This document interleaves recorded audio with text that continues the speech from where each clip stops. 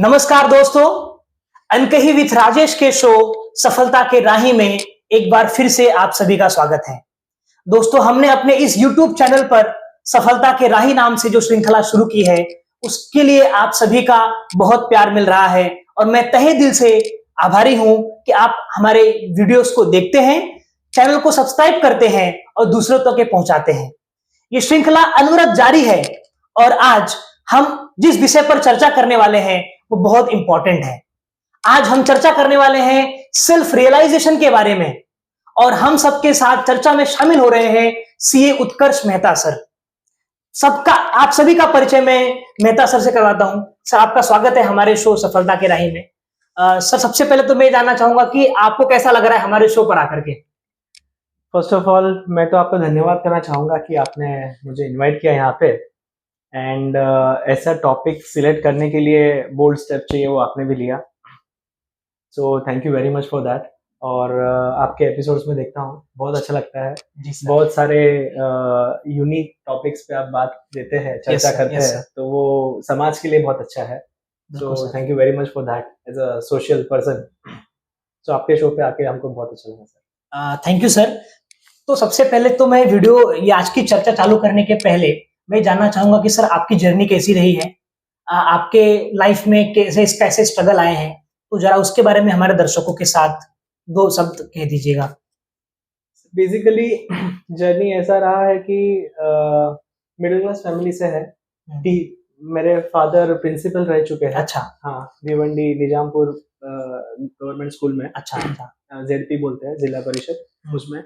तो educational background that way थोड़ा सा आ जाता है टीचिंग पर्सपेक्टिव से। फादर भी टीचर रहे हैं, घर पे क्लासेस ट्यूशंस होते थे। फिर मेरा बड़ा भाई भी टीचिंग लेता था। अच्छा। तो वैसे करते स्ट्रगल करते करते करते घर में कोई सीए था नहीं। I was the first person to become CA.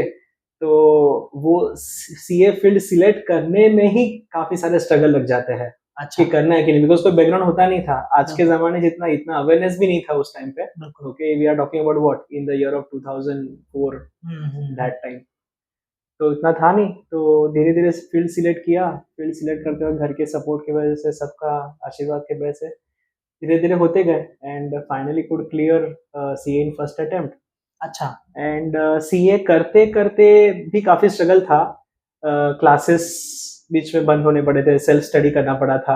हमारा ग्रुप था, काफी को तो आप पहचानते हैं, उमेश करके पहचानते हैं, 2-3 जब आप पहचानते हैं। तो हम लोग ने सेल्फ स्टडी करके फिर धीरे धीरे करके फिर वैसा क्लियर किया। तो वो phase of life was very difficult. Was like कि क्या करें, होगा नहीं होगा, कर पाएंगे नहीं कर पाएंगे, वैसा था stage. But finally by god's grace it completed.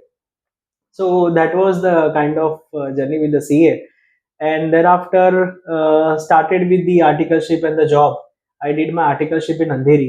Okay. So वो एक था लाइफ में कि अभी यहाँ पे अगर वो नहीं करने को मिल रहा है, नया सीखने को नहीं मिल रहा है, तो वहाँ पे हमको we need to go to travel to Mumbai, वहाँ पे सीखने के लिए। तो अभी वो जाना है तो सुबह 7 बजे निकलना पड़ता है। 7 बजे का ट्रेन पकड़ो, फिर वहाँ पे जाओ, ऑडिट प्लेस पे जाओ, ऑडिट करो, एंड इट्स इन अंधेरी। तो अंधेरी के बाद वहां से वापस निकलने का। And I got a fortunate कि I used to work in audit place, audit भी करता था और साथ साथ में ऑफिस के कुछ और असाइनमेंट्स भी करने को मिलते थे। ओके, बिकॉज लोग कम थे, मिड साइज फॉर्म था, तो दूसरे असाइनमेंट भी करने पड़ते थे और मिलते थे। तो उसमें क्या होता था, ऑडिट प्लेस के बाद ऑफिस जाना पड़ता था। अच्छा। ओके, तो एक तो ऑडिट खत्म किया 5, 5:30, 6 बजे, फिर उसके बाद ऑफिस गए। लोग 6 बजे निकलते ऑफिस से, हम लोग 6 बजे ऑडिट प्लेस से ऑफिस जाते हैं। फिर ऑफिस जाने के बाद फिर वो नए कुछ इंटरेस्टिंग असाइनमेंट किए, वहां पे टाइम स्पेंड किया, सीखा, और फिर एट द टाइम ऑफ 8:45, 9 तभी वहां से अंधेरी से निकलते। तो फिर वहां पे यहाँ पे घर पे पहुंचते पहुंचते 11:30 बज जाते हैं। तो that is how we struggled, but for that we are fortunate कि बहुत सारा नया नया चीज सीखने को मिला। ज्यादा टाइम स्पेंड किया उसमें सीखने के लिए, तो काफी सारी नई नई चीजें जानी और सीखा हम लोगों ने। टाइम देना पड़ा, no doubt about it, time गया, स्ट्रगल किया वहां पे, बट काफी सारा चीज सीखा जो अभी हेल्पफुल हो रहा है आज। सर, बहुत सारे ऐसे स्टूडेंट्स होते हैं जो सीए के अटेम्प्ट देते जाते हैं, पहला, दूसरा, तीसरा, चौथा, पर आपने फर्स्ट अटेम्प्ट में सीए का एग्जाम जो है क्रैक कर लिया। तो इसके पीछे का क्या चमत्कार है, ऐसा आपने क्या किया तो अगर ये बता पाएंगे तो हमारे जो दर्शक है वो भी सोच सकते हैं सीए बनने के बारे में। बेसिकली अगर मैं बोलूँ कि ये सीए क्रैक करने का फर्स्ट अटेम्प्ट है, तो एक तो था हमारे क्लासेस, एनकेएस क्लासेस में कल्याण में ही किया है, बिरला कॉलेज से पढ़ा हूँ मैं। अच्छा। ओके, तो हमारे टाइम पे जो सर थे, जैसे एनकेएस सर थे या जिस क्लासेस के सर थे, वो बोलते थे कि classes is a support system. Okay, आपको खुद का स्टडीज खुद करना है। ये तो सही है। तो वो है ना, फर्स्ट लेक्चर में बोल दिया था और वो हमने मान लिया कि ठीक है, क्लासेस से जितना पढ़ने को मिलेगा वो हम लोग करेंगे। ओके, और बाकी का सेल्फ स्टडी करेंगे। तो जो सेल्फ स्टडी एंड साथ साथ में तभी क्या था, मतलब मिलना जुलना बहुत होता था, आज के जितना टेक्निकल नहीं था, तो मिलना जुलना बहुत होता था। तो ग्रुप डिस्कशंस होते थे, ग्रुप स्टडीज होती थी, ग्रुप स्टडीज में आपस में डिस्कस करके बहुत सारे क्वेरीज रिजॉल्व करते थे, नया नया रिसर्च करके क्वेरी रिजॉल्व करते थे। तो वो बहुत हेल्पफुल हुआ पढ़ाई करते टाइम, एंड वही चीज हमको एग्जाम लिखते टाइम काम में आई। ओके, कि हम लोग नर्वस नहीं हुए, बहुत सारा चीज ग्रुप डिस्कशन में कवर होता था, तो बहुत सारा रिसर्च कर लेते थे। तो that help, and eight the same time support of family was always good. किधर भी ग्रुप स्टडीज कर रहे हैं तो वहां पे सुबह से लेके शाम तक का खाना पीना वो सब रहता है। ऐसा हम लोग को बोलने को लगता है ग्रुप स्टडी लगता है, पर किसी के घर पे जाओ या कोई आके घर पे बैठेगा, वो पूरा का पूरा अलग ही एटमॉस्फेयर हो जाता है। एटमॉस्फेयर अलग होता है, वो सबको मैनेज करना पड़ता है। उस टाइम पे कोई टीवी नहीं देखेगा, ये नहीं करेगा, वो नहीं करेगा, सैक्रिफाइस करना पड़ता है, बहुत सारे फैमिली को सैक्रिफाइस करना पड़ता है। तो fortunately we had one friend, उसका बहुत बड़ा घर था, क्रियांक कार्य करके, he is again a chartered accountant, we all cleared in the first attempt. तो उसके घर पे हम लोग बैठते थे, फिर और एक फ्रेंड थी, उसके घर पे बैठते थे, तो हम लोग सब लोग थोड़ा थोड़ा टाइम अलग अलग सबके घर पे जाके बैठते थे, डेज डिसाइड करके फिर स्टडीज करते थे साथ में। तो that help to my mind, the group studies, और जो साथ में जो सेम लाइक माइंडेड पीपल थे, वो जो संग मिला ना, वो उससे बहुत फर्क पड़ा। संगत इज वेरी इंपॉर्टेंट। संगत is very important, very important. जैसी संगत वैसी रंगत। यस यस, संग इज वेरी इंपॉर्टेंट, संग इज वेरी इंपॉर्टेंट। सर अभी आपका प्रैक्टिस कैसा चल रहा है सीए का? सर भगवान की दया से practice is good. I am basically, जब मैंने सीए कंप्लीट किया उसके बाद आई गॉट एन अपॉर्चुनिटी कि मैं टैक्सेशन में काम कर सकूं। जो मेरा एरिया इंटरेस्ट था उसमें मैंने काम किया। तो वो टैक्सेशन का काम सीखते सीखते धीरे धीरे मैंने फेमा, फॉरेन एक्सचेंज मैनेजमेंट के बारे में सीखा, इंटरनेशनल टैक्स के बारे में जाना।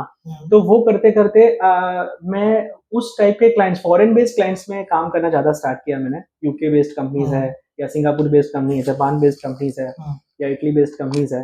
तो वो सारे क्लाइंट को कैटर करने के लिए एक सेपरेट स्किल सेट चाहिए, वो डेवलप किया, वो लेना स्टार्ट किया। तो fortunately today I am working with many foreign based companies. Indian local groups भी हम लोग कैटर करते हैं, जिसका रूटीन प्रैक्टिस करते हैं, plus eight the same time foreign based clients को भी हम लोग कैटर करते हैं। उनको क्वालिटी थोड़ा डिफरेंट चाहिए रहता है, तो वो स्किल सेट डेवलप किया है over the period of time, तो उसमें डील करते हैं। And eight the same time हम लोग, हमारी एक सेपरेट टीम है, जैसे मैंने क्रियांक कार्य बताया, हमारा एक फ्रेंड है who is working with the alternate investment funds. तो उसमें हम लोग फंडिंग का कराने का, फंड सेटअप कराने का, वो सारे एक्टिविटीज करते हैं, विच इज अगेन और नीश एरिया। तो वैसा मेरा एक नीश एरिया है, उनका एक नीश एरिया है, वैसा करके that is how we are flourishing. Sir अभी हम लोग जो आगे बढ़ते हैं, आज जिस हम लोग विषय पे चर्चा करने वाले हैं सर, वो है सेल्फ रियलाइजेशन। तो एग्जैक्टली ये सेल्फ रियलाइजेशन क्या है, इसके बारे में जरा प्रकाश डालिएगा। बेसिकली अगर मैं सेल्फ रियलाइजेशन के बारे में बोलूँ सर, तो ऐसा है कि स्पिरिचुअली सेल्फ रियलाइजेशन को हम लोग बोलते हैं कि रियलाइजिंग अ कॉन्स्टिट्यूशनल पोजीशन, खुद का कॉन्स्टिट्यूशनल पोजीशन जानना और खुद का रिलेशन जानना क्रिएटर के साथ। आज हम लोग देखते हैं कि आजू बाजू बहुत कुछ है, किसी ने तो बनाया है, बरोबर बराबर, ऐसे ही तो नहीं आया है वो। ओके, तो जब हम लोग भगवान में विश्वास करते हैं तो हम लोग ये जानते हैं कि ये सब भगवान ने बनाया है। तो सेल्फ रियलाइजेशन के प्रोसेस में हमको जानना है कि हमारा उनके साथ रिलेशन क्या है, वो कौन है, हम कौन है, आजू बाजू की प्रकृति क्या है, उसको कैसे समझे, उसके साथ कैसे व्यवहार करे, रेसिप्रोकेट कैसे करे, और खुद को जानने के बाद खुद का अल्टीमेट गोल को परखे कि मेरा अल्टीमेट गोल क्या है, गोल क्या है जानने का, उस रास्ते पे जाए। That is basically a self realization process. Sir इसकी क्या जरूरत है सेल्फ रियलाइजेशन की, हर एक इंसान को क्यों करना चाहिए? बेसिकली अगर इसको ऐसा समझेंगे, सेल्फ क्या प्रोसेस है तो सेल्फ रियलाइजेशन के प्रोसेस में हम सबसे पहले खुद को जानते हैं, खुद की कैपेसिटी को जानते हैं। आज हम लोग कॉलेज में या मैनेजमेंट स्कूल्स में बहुत सारा डिबेट करते हैं अबाउट स्वॉट analysis, strength, weaknesses, opportunities, threat. Okay, अभी मेरे सामने अपॉर्चुनिटी है कोई, बट मैं तो उसको पहचान ही नहीं पा रहा हूँ कि ये मेरी अपॉर्चुनिटी है, तो क्या मतलब है उसका? तो वो मैं कब पहचानूंगा? जब मैंने मेरा पूरा स्ट्रेंथ और वीकनेस का भी एनालिसिस और स्टडी करके रखा है। बराबर। तो वो जो स्वॉट एनालिसिस है, जो हम लोग बोलते हैं कि मैनेजमेंट स्कूल में वो 1 घंटे का सेशन या 2 घंटे के सेशन में स्वॉट एनालिसिस करते हैं, जबकि उसके पीछे बहुत सारा थॉट प्रोसेस देना पड़ेगा। और वो थॉट प्रोसेस कोई थर्ड पर्सन नहीं दे सकता मेरे लिए थॉट प्रोसेस मुझे देना पड़ेगा। ओके, तो मुझे बैठना पड़ेगा, मुझे सोचना पड़ेगा, ओके, मेरे खुद के बारे में। बराबर। और वो जो जर्नी है उसमें मैं अकेला कुछ भी नहीं कर पाऊंगा। आई मीन टू से मुझे एक सपोर्ट सिस्टम लगेगा जिसके हेल्प से मैं कर पाऊं। जैसे आज मैं कॉमर्स या सीए बनता हूं, तो सीए में खुद से पढ़ाई करके नहीं बना।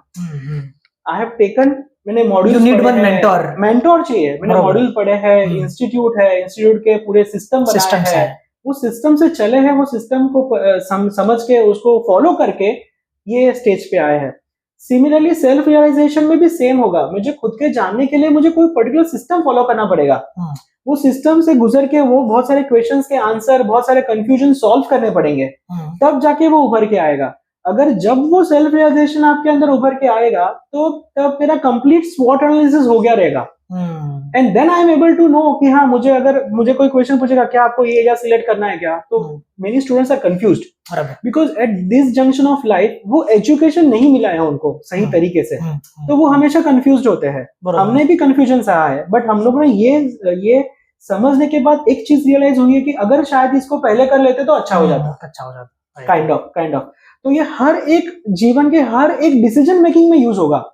फील्ड सिलेक्ट करना है क्या, इंडिया में रहना है कि फॉरेन रहना है, फॉरेन में कौन सी कंट्री सिलेक्ट करनी है, कौन सा फॉरेन का फील्ड मेरे लिए अच्छा होगा, यहाँ पे प्रैक्टिस करते वक्त कौन सा फील्ड मेरे लिए अच्छा है, वो सारे के सारे क्वेश्चंस खुद से जुड़े हैं सबसे पहले, बाद में एक्सटर्नल फैक्टर्स आते हैं।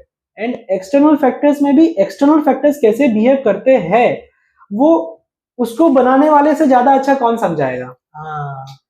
तो ये सारी चीजें जो एजुकेशन सिस्टम में करंटली थोड़ा मिसिंग है, वो हमको लग रहा है कि वो बहुत जरूरी है। And that takes sir, self realization का क्या प्रोसेस हो सकता है, क्या स्टेप्स है कि अगर मुझे for example I have to go through self realization, मुझे क्या करना पड़ेगा? जैसे सर आज हम लोग डिस्कस करते हैं कि किसी को सीए करना है या सीएस करना है तो क्या करना है, एमबीए करना है, तो सबसे पहले हम लोग अप्रोच करते हैं, फाइंड करते हैं कि कौन सी ऐसी ऑर्गेनाइजेशंस है जो इसके बारे में इंफॉर्मेशन शेयर करती है। तो हम लोग सबसे पहले जाके वहां पे जाके सीख करते हैं ये सीए है क्या, सीएस क्या है, एमबीए क्या है। बराबर। उसके बाद कौन सी इंस्टीट्यूट है जहां से इसका कौन ऐसी अपेक्स अथॉरिटी है जो इसके बारे में सारा ज्ञान देती है, फिर उस अथॉरिटी को एनरोल कैसे करना है, फिर वहां पे उसके लिए मुझे कौन सा कोचिंग लेना है या क्या लेना है, वो सारे प्रोसेस में जाते हैं। सिमिलरली सेल्फ रियलाइजेशन जो है, ये जो टॉपिक है ना, ये टॉपिक आध्यात्मिक से जुड़ा है, जहां पे लोग इसको काफी बार इसको बोलते हैं रिलीजियस भी बोलते हैं। तो जब हम लोग वर्ड रिलीजन यूज करते हैं, अगर कोई गूगल भी करेगा तो समझेगा कि religion is basically a rules and regulations. Okay, जब हम लोग बोलते हैं हिंदू, मुस्लिम, सिख, ईसाई, ये बेसिकली रूल्स एंड रेगुलेशंस है। तो कोई बोलेगा हमारे यहाँ पे ये अलाउड है, this is not allowed in our religion. Yes, तो ये रूल्स एंड रेगुलेशंस है। तो कोई बोलते नहीं, तो मैं तो एथिस्ट हूँ, मैं तो रूल्स एंड रेगुलेशन फॉलो नहीं करता। पर मैं बोलता हूँ, आप अगर भारत में रहते हो या कहाँ पे भी रहते हो, तो आप गवर्नमेंट के रूल्स एंड रेगुलेशंस को फॉलो करते हो। बराबर। तो at given point of time मैं ऐसा नहीं बोल सकता कि मैं कोई भी रूल्स फॉलो नहीं करता, मैं कोई ना कोई रूल्स तो फॉलो कर ही रहा हूँ। बराबर। ओके, तो यहाँ पे सिर्फ ऐसा आ जाता है कि जब हम लोग स्पिरिचुअल बात करते हैं तो कोई बोलता है कि नहीं, आप तो ये पर्टिकुलर हिंदू रिलीजन के हिसाब से बोल रहे हैं, पर यार ये रूल्स एंड रेगुलेशंस है। अगर ये रूल्स एंड रेगुलेशंस फॉलो करके आपकी लाइफ बेटर हो सकती है, आपका लाइफस्टाइल बेटर हो सकता है, ओके, तो क्यों ना करें। और जबकि हमारे ये जो रूल्स एंड रेगुलेशंस जो बनाए हैं, उसमें इतने ब्रॉड रूल्स, इतना वाइड एरिया स्कोप कवर किया है कि उसमें आयुर्वेद, यजुर, सामवेद, सब कुछ है, अथर्ववेद, सब कुछ कवर किया है, वेद, उपनिषद, एवरीथिंग, सब कुछ है, गीता, रामायण। Yes yes. तो लाइफ कैसे जीना है as a normal human beings, किसी को साइंस स्टडी करना है तो साइंस के लिए, किसी को मेडिसिन स्टडी करना है तो मेडिसिन का, सब कुछ इसमें एरिया कवर करके दिया है। तो इतना वाइड कवरेज कोई भी रूल्स एंड रेगुलेशंस में नहीं है आज के तारीख में। हम लोग कोई भी रूल्स एंड रेगुलेशंस उठा ले, उसमें नहीं है।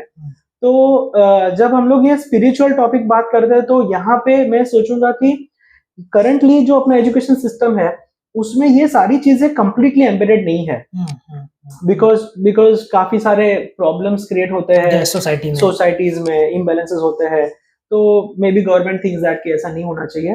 तो हमें यहाँ पे सेल्फ रियलाइजेशन का जो एजुकेशन सिस्टम है वो जाने के लिए हमको किसी ना किसी संप्रदाय से जुड़ना पड़ता है, किसी संघ करना पड़ता है। ओके, तो जैसे सीए का जर्नी है तो सीपी के क्लासेस होते हैं, बराबर कॉलेज में या कहीं ना कहीं पे हम लोग सीपी का सेशन अटेंड करते हैं।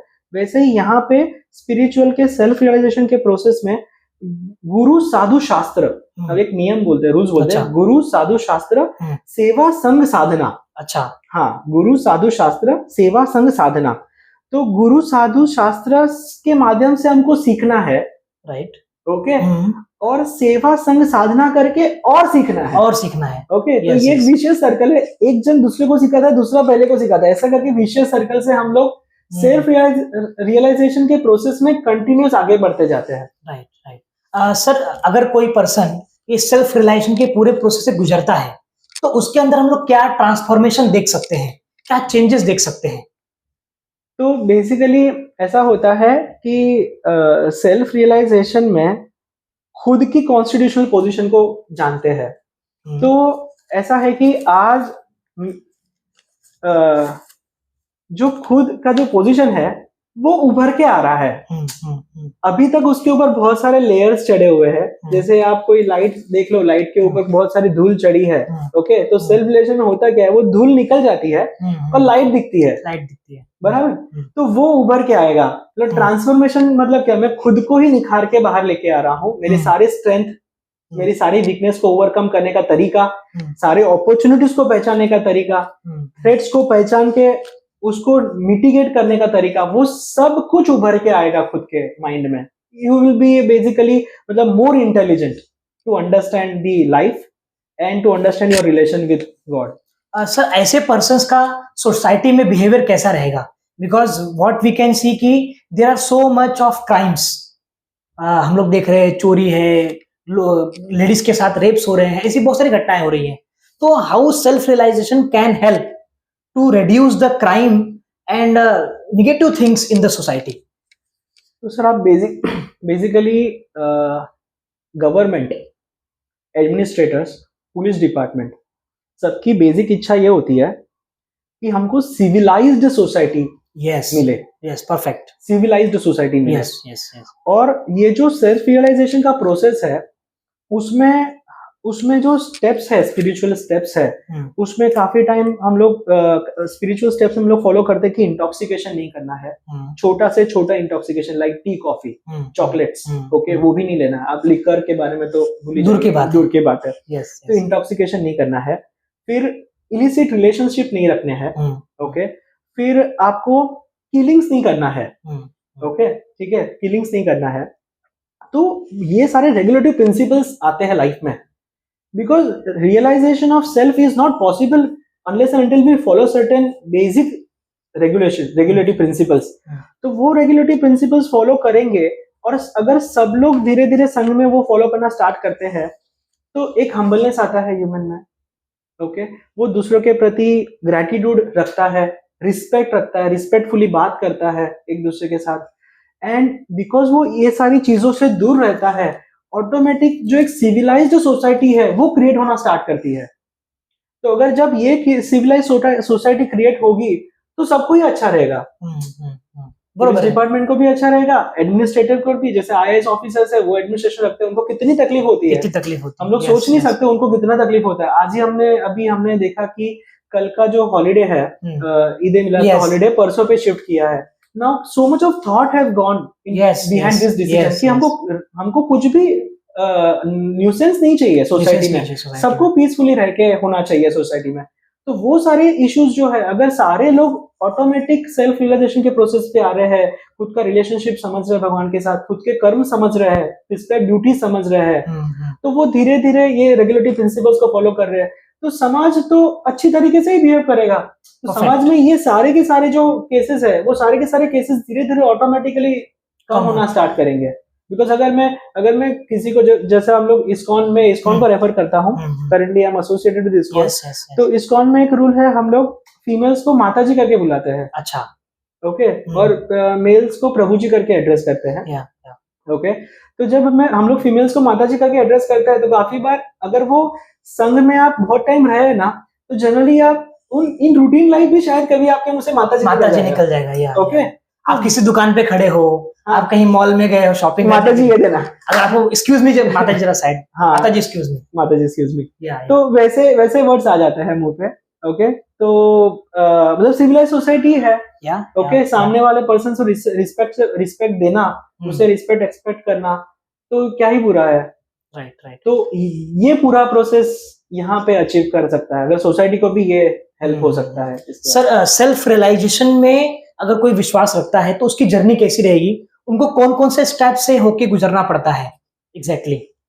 बेसिकली सेल्फ रियलाइजेशन के प्रोसेस में मैं कहूंगा कि पहले एक संघ को अप्रोच करिए।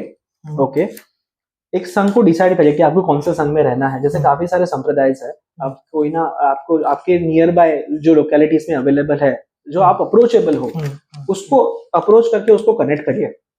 जब आप उसको कनेक्ट करेंगे, वो कनेक्ट करने के बाद थोड़ा समझने का प्रयास करिए कि वो है क्या। थोड़ा सा फेथ रखना पड़ेगा स्टार्टिंग में। ओके, मैं इसको पूरा बिलीफ सिस्टम नहीं बोलता हूँ, ये पूरा साइंस है जो काम करता है। अच्छा। ओके, बट ये साइंस के सीखने के लिए मुझे थोड़ा सा विश्वास रखे, कदम खुद का उठाना पड़ेगा। ओके, इसके लिए मैं बोलता हूँ थोड़ा सा स्टार्टिंग का फेथ रखिए, स्टार्ट करिए, फिर ये चीजों को समझने का प्रयास करिए, कंफ्यूजन्स राइट अवे क्वेश्चंस पूछ के सॉल्व करिए। ओके, जैसे एक भगवद गीता में श्लोक है, तत्विधि प्रणिपाते न परिप्रश्ने न सेवया, कि आप अप्रोच करिए टीचर्स को, जो भी सिखा रहे वहां पे, उनको क्वेश्चंस पूछ के सॉल्व करिए खुद के डाउट्स। ये जो डाउट सॉल्व करने का जो प्रोसेस है ना, ये प्रोसेस ही आपको सेल्फ रियलाइजेशन से उभर के पूरा बाहर निकालेगा, आपके स्वॉट पूरा कर देगा, स्वॉट एनालिसिस पूरे तरीके से करके देगा। बिकॉज जब तक मेरे माइंड में कंफ्यूजन है, ओके, कंफ्यूजन आता है because of not having knowledge. Okay, और उसको दूर करने का तरीका है इंटेलिजेंस इंक्रीज करना, नॉलेज लेना, इंटेलिजेंस इंक्रीज करना। और ये लेने के लिए हमको किसी के पास जाना पड़ेगा। जैसे आज तक मैं कॉलेज में गया हूँ, सीखा हूँ ना, सीए किया है, टीचर्स के पास से सीखा है, तो एक जगह के पे बैठ के तो नहीं मिलने वाला है, एक जगह पे बैठ के नहीं मिलेगा। और आपको जो चीज चाहिए उसके जाना पड़ेगा। और आज जैसे आप टीचर है, मैं आपका स्टूडेंट हूँ, मैं आपको पूछूंगा तो आप मुझे प्रश्न क्या उत्तर देंगे? ऑफ कोर्स, बराबर। तो यहाँ पे एज अ स्टूडेंट, जैसे मैं कॉमर्स का स्टूडेंट हूँ, आप कॉमर्स के टीचर है, मैं आपके पास आके प्रश्न पूछता हूँ, मुझे शर्म नहीं आती है। ओके, आप आपका ड्यूटी करें और मुझे शर्म नहीं आ रही है, बिकॉज आजू बाजू सब स्टूडेंट्स है कॉमर्स वाले, वो आके पूछते हैं तो शर्म नहीं आती। बट जब स्पिरिचुअल के एंगल की बात करते हैं ना, तो क्या होता है, अरे यार ये कैसे पूछेंगे, किसको पूछे, कैसे पूछे, ये सारे प्रश्न आ जाते हैं। अरे ये पूछ सकते हैं क्या? नहीं, वो सबसे पहले वो ईगो में से बाहर निकलिए। ओके, वो जो हिचकिचाहट है, संकोच है, यस, संकोच इज द करेक्ट वर्ड। कि संकोच मत करिए, आप प्रश्न पूछिए, आप सॉल्व करिए उसको। बिकॉज जो कंफ्यूजन जब तक है ना, तब तक सेल्फ रियलाइजेशन नहीं हो सकता टू माय माइंड। कोई भी चीज का जो है ना, सबसे पहले आपको विश्वास is the first step, I think. Basic तो आपको, अगर आप क्लास में एडमिशन लेते हो, कॉलेज में जाते हो, सीए करते हो, तो सबसे पहले आपको थोड़ी सी विश्वास की जरूरत पड़ती है। आपके पास अगर थोड़ा विश्वास है, आप थोड़ी मेहनत करते हो, तो उसके बाद आपका रिजल्ट आना चालू हो जाता है। Sir, can you give any practical example of self realization? Practical example की हम लोग बात करें तो आज एक ऐसा हो जाता है कि सेल्फ रियलाइजेशन की जो प्रोसेस है ना, वो आध्यात्मिक प्रोसेस है। Okay, journey with the creator. Okay, जब जर्नी विद क्रिएटर ही अल्टीमेट ऑब्जेक्टिव मीट हो जाता है, ओके, तो आप सोचिए, ये जितना भी आजू बाजू जो अपने चल रहा है ना, वो तो उसका बाय प्रोडक्ट में बेनिफिट मिलेगा। और अभी इसका बोलेंगे कि कैसे इसको प्रूव करें, तो आज बहुत सारी यूनिवर्सिटीज है, फॉरेन यूनिवर्सिटीज है, पेंसिल्वेनिया यूनिवर्सिटी है, वहां पे रिसर्च पेपर्स है अच्छा, which says that, research paper है कि चैंटिंग के बेनिफिट्स क्या है। जब Okay. हम लोग बोलते हैं, जैसे हम लोग वारकरी संप्रदाय Yes, है, yes, ओके, yes. जय हरि विठल, जय हरि विठ्ठल, Okay. विठ्ठल विठ्ठल। फिर इस्कॉन में है हरे कृष्णा बोलते हरे हैं, हरे कृष्णा। कृष्णा महामंत्र बोलते हैं, या और कोई संप्रदाय में जय श्री कृष्ण बोलते हैं, yes. ठीक है, या हर हर महादेव बोलते हर हैं। महादेव। ये सारे जो चैंटिंग करते हैं, वो चैंटिंग के ऊपर रिसर्च पेपर्स है अभी अवेलेबल। ओके, साइंस ने स्टडी किया है कि इसका बेनिफिट क्या होता है। तो रिसर्च पेपर सेज कि डिफरेंट एज ग्रुप में, मतलब अप टू 5 एज क्या है, 5 टू मिड एज 25 में इसका क्या इफेक्ट है, 25 टू 40 60s में क्या है, और 60s एंड अबव को क्या बेनिफिट है। तो वी विल सी एकदम एस्टोनिशिंग रिजल्ट्स है उसके। वो रिसर्च पेपर में बताया है कि आपकी मेमोरी 20 टू 25% इंक्रीज होती है just with of chanting. Yes yes, सिर्फ चैंटिंग करने से 20 टू 25% मेमोरी इंक्रीज होता है आपका। यस, हमने ये भी सुना है कि सर जो ओम का हम लोग उच्चारण करते हैं उसके ऊपर नासा ने रिसर्च किया है।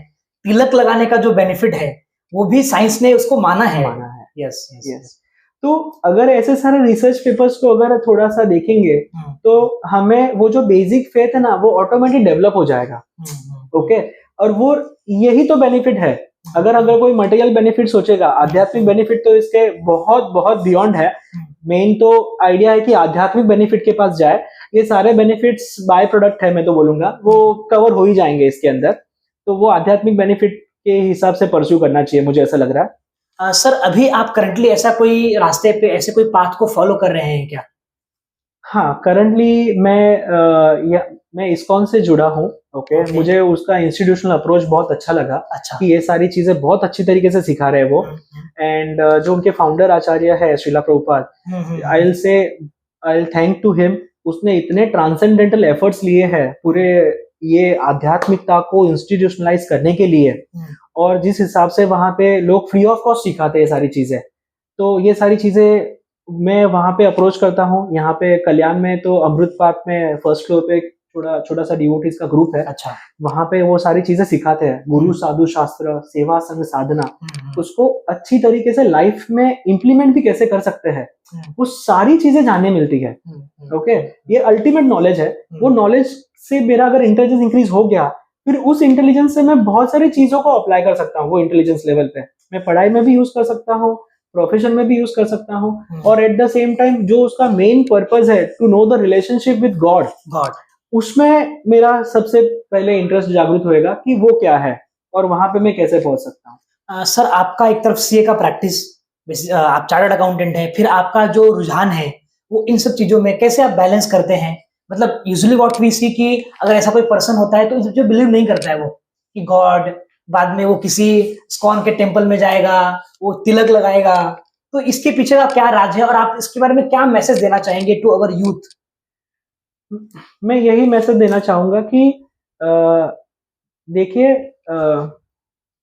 अगर मैं भगवान में थोड़ा भी विश्वास रखता हूँ तो भगवान को मैं जानता हूँ हमारे स्क्रिप्चर्स के बेसिस पे। राइट। आज मैं बोलता हूँ गणपति जी, शंकर भगवान, या पार्वती माता है, या सरस्वती माता है, तो मैंने, अगर कोई बोलेगा कि मैंने देखा तो नहीं है ना, मैंने स्क्रिप्चर्स के बेस पे जाना है, और मेरे लाइफ में हर जगह पे मैंने एक रियलाइज किया है कोई अलौकिक शक्ति है जो काम कर रही है। बराबर। और ये सब चीजों के बारे में स्क्रिप्चर्स में डॉक्यूमेंटेशन है ना। बराबर। तो मैं एक जगह पे मान भी रहा हूँ थोड़ा सा कि हाँ भगवान है। ओके, फिर मैं ये भी मानूंगा स्क्रिप्चर्स है। तो अभी मुझे ये समझना पड़ेगा कि स्क्रिप्चर्स में जितनी सारी चीजें लिखी है ना, वो सारी चीजें सच है। तो स्क्रिप्चर्स में ये लिखा है कि मैं कौन हूँ, मैं एक आत्मा हूँ, मेरा रिलेशनशिप भगवान के साथ क्या है, वो सारी चीजें डॉक्यूमेंट की है स्क्रिप्चर्स में। तो फिर मैं उसको नजरअंदाज नहीं कर सकता। ऐसा नहीं कर सकता जो फेवरेबल है वो लूंगा, जो इनफेवरेबल है मुझे नहीं लगता है तो नहीं। तो फिर मैं ऐसा नहीं, डिसीजन नहीं, सिलेक्टिव नहीं कर पाऊंगा। मुझे पूरे को समझना पड़ेगा, पूरे को एक्सेप्ट करना पड़ेगा। ठीक है, वो जब मैं एक्सेप्ट करने का वो थोड़ा सा एक्सेप्टेंस एटीट्यूड रखूंगा तो मैं वो सारी चीजों को और अच्छी तरीके से समझ सकता हूँ। ओके, तो मेरा एक ही मैसेज है कि और इसके बेनिफिट्स प्रैक्टिकल लाइफ में भी है। ओके, स्पिरिचुअल लाइफ के तो बेनिफिट्स है ही है, उसके बाय प्रोडक्ट प्रैक्टिकल लाइफ में है, मैं ऐसा बोलूंगा। तो ये सीखने में बुराई क्या है? बराबर है। प्रॉब्लम ही क्या है? सिविलाइज सोसाइटी क्रिएट करता है।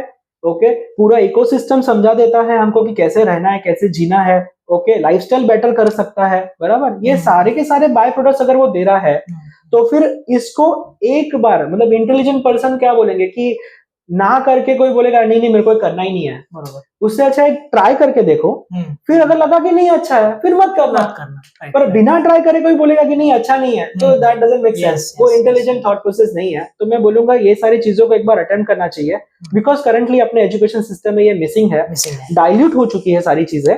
तो मैं सब में यही मैसेज देना चाहूंगा कि नियर बाय आपके जो भी एक एसोसिएशन आपको मिल सकती है ऐसी, ओके, संघ मिल सकता है, वो संघ करिए, अप्रोच करिए, ओके, और ट्राई करिए इसको समझने का सही तरीके से।